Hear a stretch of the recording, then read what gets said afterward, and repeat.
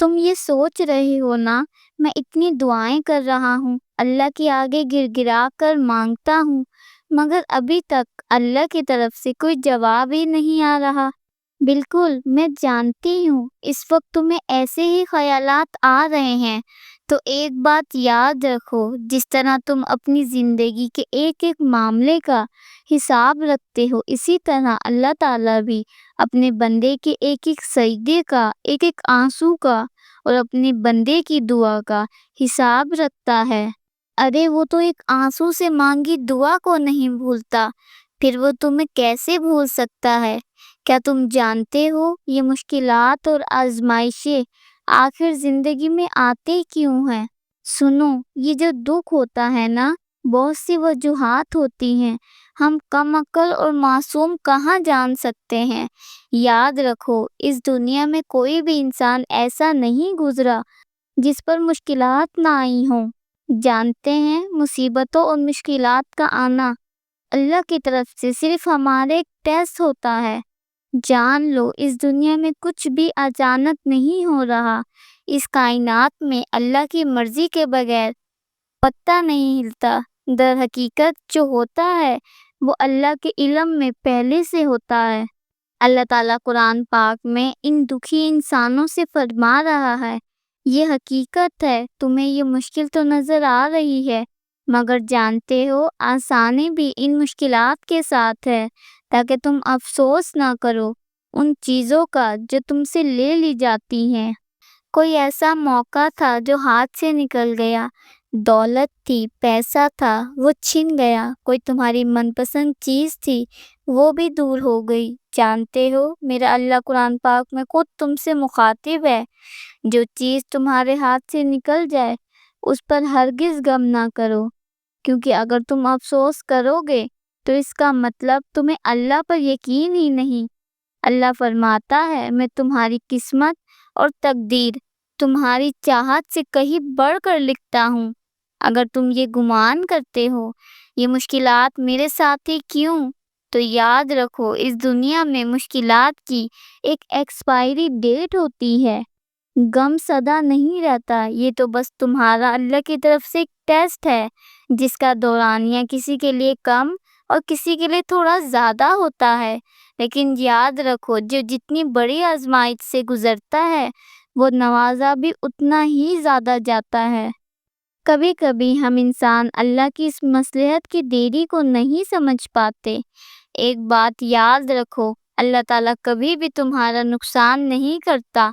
سنو، تم ڈھونڈ رہے ہو نا کہ اللہ کے راضی ہونے کی وہ خاص نشانی کون سی ہے، کہ ہم جان پائیں کہ اللہ تعالیٰ ہماری دعاؤں پر راضی ہے بھی کہ نہیں۔ سب سے پہلے یہ بات یاد رکھو، اللہ جس انسان سے راضی نہیں ہوتا تو اللہ تعالیٰ اس بندے کو خود سے دور کر دیتا ہے، اس سے سکون کو دور کر دیتا ہے۔ جان لو، اللہ تعالیٰ اس انسان کی پکار کو اتنا زیادہ پیارا رکھتا ہے جو اسے آنسو سے یاد کرتا ہے۔ جانتے ہو، اللہ تعالیٰ ایسے انسان کی پکار پر فوراً کن فرما دیتا ہے۔ اللہ جس بندے سے راضی ہوتا ہے تو یہ تین نشانیاں اس کی زندگی میں ظاہر کرتا ہے: نیکی کی طرف رغبت اور گناہ سے نفرت۔ یہ ایک بہت بڑی روحانی علامت ہے۔ جب اللہ تعالیٰ کسی بندے سے راضی ہوتا ہے تو وہ اس کے دل میں نیکیوں کا ذوق اور برائیوں سے نفرت پیدا کر دیتا ہے۔ ایسا بندہ خود سے نماز کی طرف راغب ہوتا ہے، قرآن پڑھنے کا دل کرتا ہے، وہ جھوٹ، غیبت، بد نگاہی اور دیگر گناہوں سے بچنے کی کوشش کرتا ہے۔ یہ دل کی تبدیلی صرف اللہ کی رضا کی علامت ہے۔ حضرت علی رضی اللہ تعالیٰ عنہ فرماتے ہیں، نیکی پر خوشی اور گناہ پر رنج ہونا مومن کی پہچان ہے۔ یہ کیفیت عام لوگوں کو نہیں ملتی، یہ ان کے لیے مخصوص ہوتی ہے جنہیں اللہ نے اپنی رضا کے قابل سمجھا ہو۔ اگر آپ محسوس کریں کہ آپ کے دل میں گناہوں سے نفرت اور نیکیوں سے محبت بڑھتی جا رہی ہے تو یہ خوشی کی بات ہے کہ اللہ آپ سے راضی ہے۔ دل کا سکون، دنیا کی بے چینی، مصیبتیں، اور فتنوں کے باوجود اگر کسی کے دل کو اللہ نے سکون اور اطمینان دیا ہے تو یہ اللہ کی رضا کی بہت بڑی نشانی ہے۔ یہ وہ دل ہوتا ہے جو اللہ کے ذکر سے خوش ہوتا ہے، آزمائش میں صبر کرتا ہے اور شکر گزاری کو اپنا مزاج بنا لیتا ہے۔ قرآن میں اللہ تعالیٰ فرماتا ہے، خبردار، دلوں کا سکون صرف اللہ کے ذکر سے ملتا ہے۔ یہ سکون دولت سے نہیں، عہدوں سے نہیں، لوگوں کی واہ واہ سے نہیں، بلکہ صرف اللہ کی طرف سے ملتا ہے۔ اور جب بندہ اللہ کے ذکر سے لذت محسوس کرے تو یہ علامت ہے کہ رب اس سے راضی ہے۔ نیکی کرنے کے مواقع ملنا، یہ سب سے بڑی علامت ہے کہ جب اللہ کسی بندے سے راضی ہوتا ہے تو اسے نیکی کے مواقع خود بخود میسر ہونے لگتے ہیں۔ کبھی کسی یتیم کی مدد، کبھی کسی غریب کو کھانا کھلانے کا موقع، کبھی علم دین کو سیکھنے یا سکھانے کی توفیق، یا کسی پریشان حال کے چہرے پر مسکراہٹ لانے کا وسیلہ بننا، یہ سب اللہ کی طرف سے آپ کو عزت دی جا رہی ہے۔ حدیث نبوی صلی اللہ علیہ وآلہ وسلم، جس کے ساتھ اللہ بھلائی کا ارادہ فرماتا ہے اسے دین کی سمجھ عطا فرماتا ہے۔